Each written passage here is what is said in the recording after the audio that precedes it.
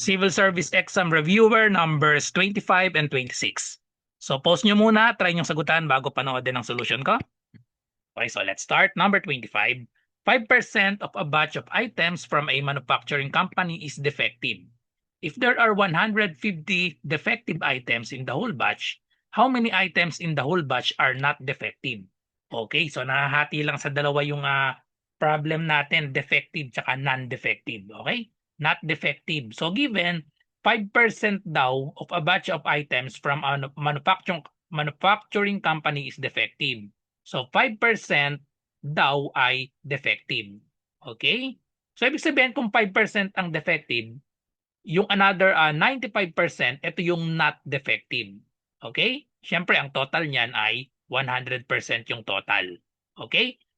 So, sabi sa problem, if there are 150 items, 150 defective items, yung 5% daw na defective ay, ang total niyan ay 150. So, ang tinatanong, how many items in the whole batch are not defective? Itong part na to ang tinatanong natin. So, para malaman natin yung not defective, kunin muna natin itong total. Ano yung total? Kung ang 5% na 150, 5% na itong 100% ay 150, isolve muna natin itong total. After finding the total, then isubtract natin yung 150. Okay, so ilet natin itong total bx.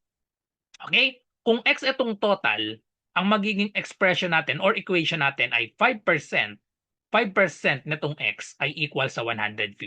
Okay, so ang equation natin, 5% of x is equal to 150. So just solve for x. So to solve for x, ang 5% pwede natin gawing fraction, pwedeng decimal. So mag-decimal na lang tayo. Ang 5%, so that is equivalent to 0.05. 0.05 of, ibig sabihin lang yan, multiplication. So times x is equal to 150. So to solve for x, divide lang natin both sides by 0.05. Okay? Divide both sides by 0.05. So cancel na yan. Ang value na ng x ay, so pwede nating, since the divisor is decimal, change natin sa whole number, move lang natin ng dalawa. So i-move lang din ito ng dalawa. So yung space, lagyan natin ng dalawang 0. So we have 150 tas dalawang 0 over 5. Okay? So madali ng i-mental. I-divide lang natin ito 15 divided by 5. 15 divided by 5, that is 3. Just copy the 3 zeros. So therefore, ang total ay 3,000. Okay? So ang total natin, itong x natin ay 3,000. So kung ang total ay 3,000, para makuha yung not defective, subtract lang natin. 3,000, bawasan natin ng 150. So pag binawasan ng 150 yung 3,000, so 0 ito, borrow tayo dito, magiging 10. Ito naman magiging 9. Ito ay magiging 2. So therefore, the answer is 10 minus 5, 5. 9 minus 1 is 8. Bring down 2. So 2,850. Letter C ang tamang sagot. Okay? So next item, number 26. Burahin na muna natin. A fish vendor makes it a point to realize a profit of 12.5%. So dapat alam nating i-convert ito sa fraction para mas madali. Ang 12.5%, 1/8 lang yan. Okay? For how much a kilo should he sell 20 kilos of fish costing 3,200 pesos? Okay, so i-convert natin itong 12.5%. Kasi ang 12.5% equal lang ito sa fraction, 1/8 lang yan. So bakit naging 1/8? Kasi ang 1 ay 100%. Kapag hinati natin yung 1, 1/2, that is 50%. Pag hinati natin yung 1/2, 1/4 nan, magiging 25%. Pag hinati pa ulit natin yung 1/4, magiging 1/8. Pag hinati natin yung 25%, that is 12.5 or 12.5%. Kaya ang 12.5%, 1/8 lang ang katumbas niyan. Okay? So, 1/8 lang ang katumbas niyan. So, i-analyze naman natin ngayon yung problem. Burahin ko muna ito. So explanation para sa 12.5, that is only 1/8 in fraction. So ang sabi dito, a fish vendor makes it a point to realize a profit. Ito yung profit natin. For how much a kilo? How much a kilo should he sell 20 kilos of fish costing 3,200 pesos? Yung 20 kilos daw ay 3,200 pesos. So isolve muna natin yung cost per kilo. Kung 3,200 yung 20 kilos, so i-divide lang natin. Yun na yung magiging cost per kilo. Okay, so we have, divide natin, 3,200, divide lang natin dito sa 20 kilos. 20 kilos, so just cancel 0. Tapos divide lang natin 320 divided by 2. So therefore, 160.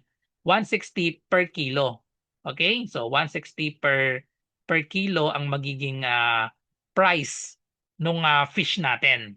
So ang tinatanong, for how much a kilo should he sell? Magkano niya ay ibebenta para maka-realize siya ng 12.5%? So para ma-solve yan, i-multiply lang natin itong 160, multiply natin sa 12.5%. Na-solve na nga natin itong 12.5%, di ba? Yung 12.5% in decimal or in fraction, 1/8 lang yan. So i-multiply lang natin 160 times 1/8. Okay, so madaling i-divide to, no?